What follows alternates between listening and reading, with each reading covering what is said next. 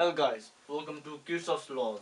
We'll be starting electricity and this is for electric circuit. Now, here for the first law, it is called, well, current law, or junction rule. Now, I'll tell you the statement first. So the statement is, well, in any junction of an electric circuit, the algebraic sum of currents are zero. That is, sum of current is zero at any junction. So what is a junction? So let's say we have this, right? So here these 2 points are called junctions because, well, here from here the current can separate into this direction and that direction, but here the corners are not the junctions because, well, if the current is going down here, then the only way to go for the current is here. Well, a place where, well, current can split off from is called a junction. Now let's draw a figure. Let's say this is point O.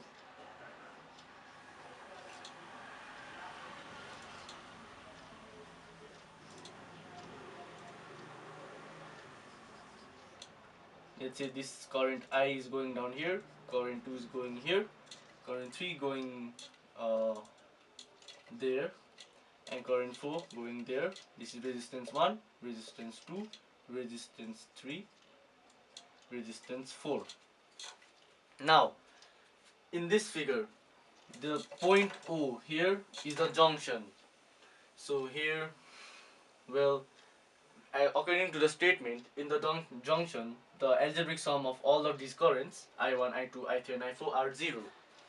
So that means we need some kind of sign conventions to make some of these currents negative. So here, the sign conventions are, well, the currents going into the junction are taken as positive. So I1 and I2 are going into the junction. So this is I1 plus I2. And the currents going away from the junction are taken as negative. So here I3 is going away and also I4 is going away. So this is negative I3 and negative I4. So according to this statement, this is 0. The sum of all of these are 0. What that means is, well, I1 plus I2 is equals to I3 plus I4. So basically, you can summarize this current law as, well, the current going into the junction is equals to the current going out of the junction, right? So that can help you make this current law easier for you to understand. Well, the current going into the junction is equals to the current going out of the junction. And here, this law is based on the principle of conservation of charge, because we're dealing with current here, and, well, current is just the flow of charge. So this is based on the principle of conservation of charge. Now, to help you understand this better, let's say that 5 people are going into this corridor, let's say, or this hall, and can exit from either this place or that place, from this exit or that exit. Now, let's say 2 people exit from here and 3 people exit from here. Well, still at the end, the total amount of people that exited will equals to 5, right? So that means, well, 5 people entered into this hall, and, well, 5 people well exited the hall. Similarly, all of the current going into the junction will be equals to the current going out of the junction. So this is for current law or junction rule. Now time for the second law.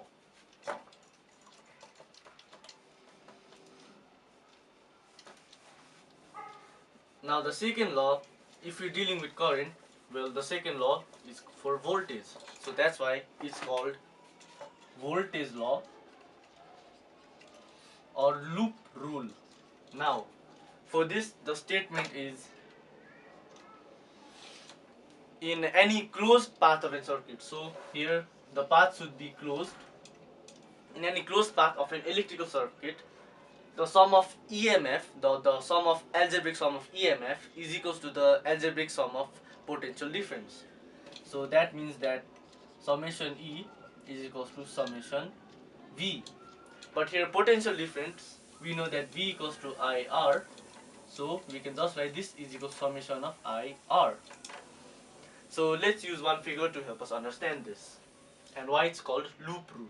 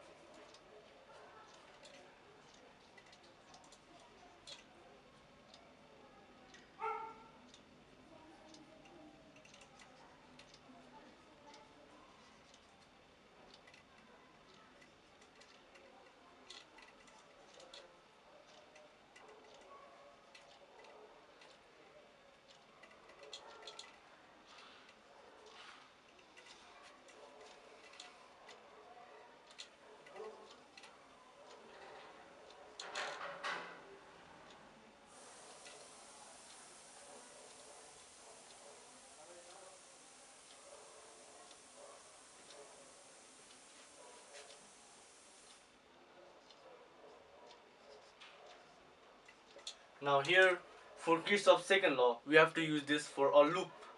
So a loop would be either ABEFA or ACDFA or BCDEB. So in this figure there are only 3 loops. Now let's use the Kirchhoff's law, second law for all of the loops. Now for loop ABEFA, so this loop, here we have to use the voltage law. Now before that, I'll have to tell you the sign convention for this one.